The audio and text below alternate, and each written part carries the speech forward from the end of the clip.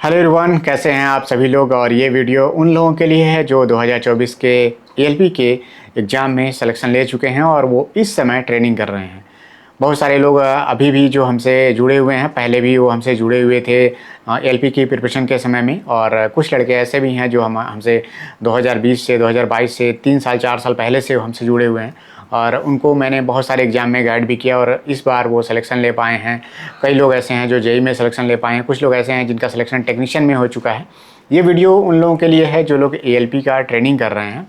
देश के अलग अलग कोने में रेलवे के ट्रेनिंग सेंटर हैं और हर एक ट्रेनिंग सेंटर में मैं ये नहीं कहूँगा कि 10 स्टूडेंट के जानने वाले लोग सभी ट्रेनिंग सेंटर में हैं, लेकिन मुझे उम्मीद है कि ज़्यादातर लोग मुझे जानते होंगे। मैं बहुत पहले से वीडियो बना रहा हूँ और मेरे पास जो भी चीज़ें हैं इस एग्ज़ाम को लेकर के, वो जो भी मैं जानता हूँ वो सब मैं यहाँ पे कोशिश करता हूँ कि या वीडियो के माध्यम में, ऑडियो के माध्यम में, ग्रुप के माध्यम में, एप्लीकेशन के माध्यम से, जहाँ भी हो सकता है मैं आपको प्रोवाइड कर पाऊँ। और मैंने बहुत सारी चीज़ें आपको प्रोवाइड भी करी हैं। तो कुछ लोग ऐसे हैं जो सेलेक्ट हो चुके हैं और चैनल को जानते भी हैं और लगातार उनसे बात भी होती रहती है, तो वो लोग इस समय ट्रेनिंग में हैं। और कुछ जगहों पे ट्रेनिंग सेंटर में ट्रेनिंग जो है सब कंप्लीट भी हो चुकी है। कुछ लड़के ऐसे हैं उनकी समस्या आ रही है कि वो ट्रेनिंग सेंटर में जो एग्ज़ाम होते हैं उसमें वो पास नहीं हो पा रहे हैं और लगातार उनसे बातें होती रहती हैं। कुछ लड़के के मैसेज मुझे आते रहते हैं कि उनका ट्रेनिंग सेंटर में वो ट्रांसपोर्टेशन में, यातायात में वो फेल हो चुके हैं और उनके ट्रेनिंग सेंटर में काफ़ी लोग फेल हुए हैं। तो देखिए ये कोई नई बात नहीं है। हालांकि पिछली वैकेंसी में देखा जाए 2018 वाली वैकेंसी में तो उतना ज़्यादा लड़के फेल होते हुए नहीं दिखते थे। लेकिन पिछले कई सालों से मैं देख रहा हूँ जेईई में या फिर एएलपी में या फिर ट्रेन मैनेजर की ट्रेनिंग में भी मैंने देखा है कि कई लड़के जो है फेल होते नज़र आए हैं। हालांकि वो लड़के कमज़ोर नहीं हैं, क्योंकि अब जो कंपटीशन इतना ज़्यादा हो गया है कि लड़के 80 नंबर 75 नंबर से प्लस मिनिमम पाने वाले लड़के ही सिलेक्ट हो रहे हैं। तो इससे ज़्यादा नंबर पाने वाला लड़का जो है कि अब उसकी पढ़ाई इतनी कमज़ोर नहीं है और चीज़ों को पकड़ने में या फिर कुछ अच्छे से ग्रैब करने में वो कमज़ोर नहीं है, लेकिन वहाँ की ट्रेनिंग ऐसी होती है। मैं अपना अनुभव आपके साथ शेयर कर रहा हूँ। देखिए, जब मैं ट्रेनिंग में गया हुआ था तो आप बिलीव नहीं करेंगे कि ट्रेनिंग की चीज़ें ऐसी होती हैं जो आपके सिलेबस से बिल्कुल अलग होती हैं। और कुछ लड़के ऐसे हैं, जैसे मान लीजिए कुछ लड़के फीटर से रिलेटेड हैं, उन्होंने फीटर के सारी चीज़ें पढ़ी हुई हैं और उनके सामने इलेक्ट्रिक लोकोमोटिव आता है, डीजल लोकोमोटिव आता है तो उसमें बहुत सारी ऐसी चीज़ें रहती हैं जिनके बारे में वो बिल्कुल भी नहीं जानते हैं।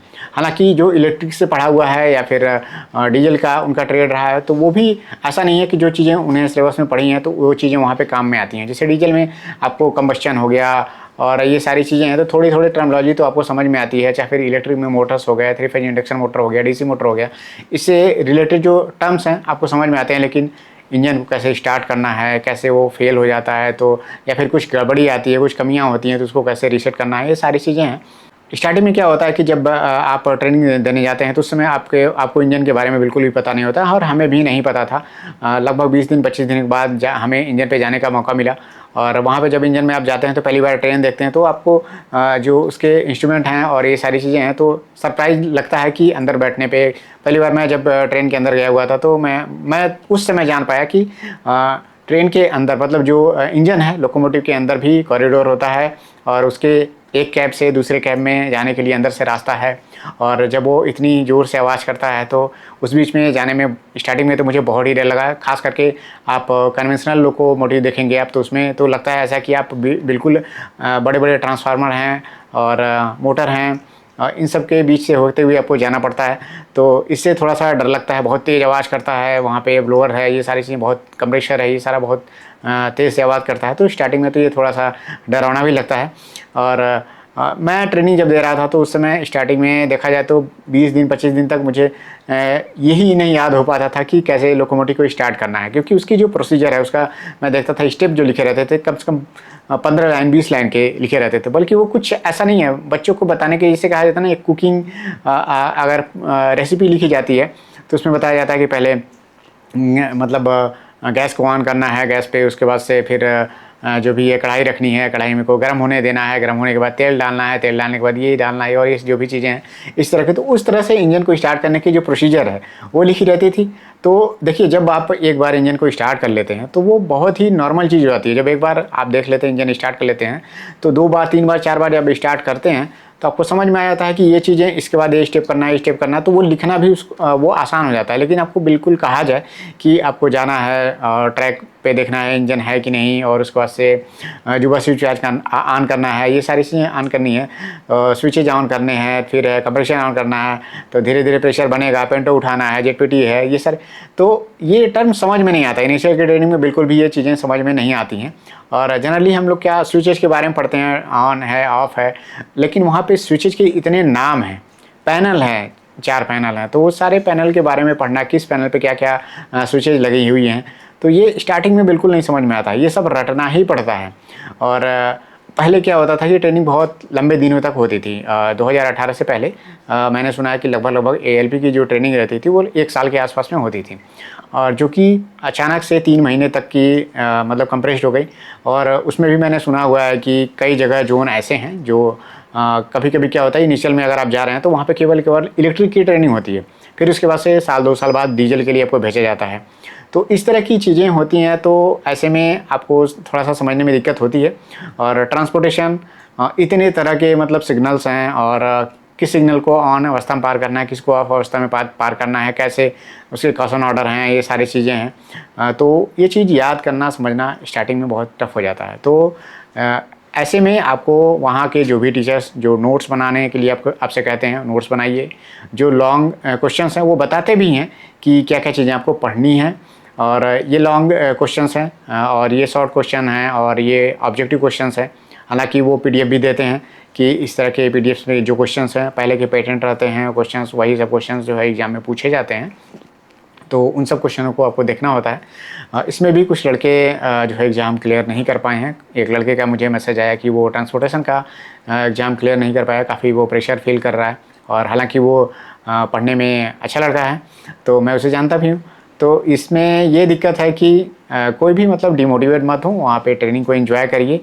कोशिश ये करिए कि आप जो ग्रुप में 2-4 लड़कों का जो फ्रेंड सर्किल है उसमें रह करके पढ़िए, लेकिन ध्यान दीजिएगा कि जो इनिशियल का जो मार्क्स होता है उसी आधार पे आपकी सीनियरिटी बनती है।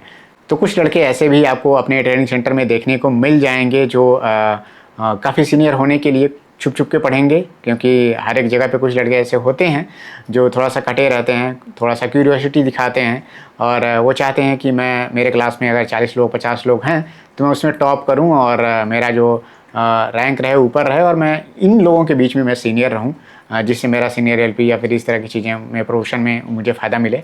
तो ऐसे भी लड़के आपको देखने को वहाँ पे मिलेंगे, वो हर जगह मिलते हैं। जो नॉर्मल भी आप क्लास में जाते रहते होंगे, अपना इंटर किया होगा, आपने ग्रेजुएशन किया होगा, तो वहाँ भी ऐसे लड़के देखने को मिलते थे। लेकिन जो एवरेज स्टूडेंट की मैं बात करता हूँ, जो ट्रेनिंग को एंजॉय करते हुए पढ़ना चाहते हैं, ट्रेनिंग करना चाहते हैं, तो कम से कम 2 या 3 लड़कों का ग्रुप आपका ये होना चाहिए कि डेली कम से कम अगर आप रिवीजन नहीं कर सकते हैं तो इंजन के बारे में डिस्कशन करिए और सिग्नल्स के बारे में डिस्कशन करिए।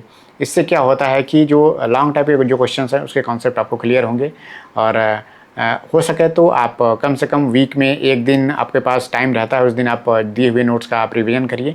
इससे कम से कम ये हो जाए कि एग्ज़ाम आप फेल ना हो और एग्ज़ाम आप पास हो जाएँ। ये बहुत ज़रूरी होता है। देखिए, पहला एग्ज़ाम अगर आप फेल हो जाते हैं तो दूसरा एग्ज़ाम आपको देने का फिर से मौका मिलता है, फिर से ट्रेनिंग होती है, कुछ दिनों की ही ट्रेनिंग कराई जाती है, पूरा उतने दिन का नहीं होता है, और दोबारा आपका जो है एग्ज़ाम लिया जाता है, उसमें आपको पास होना ज़रूरी होता है।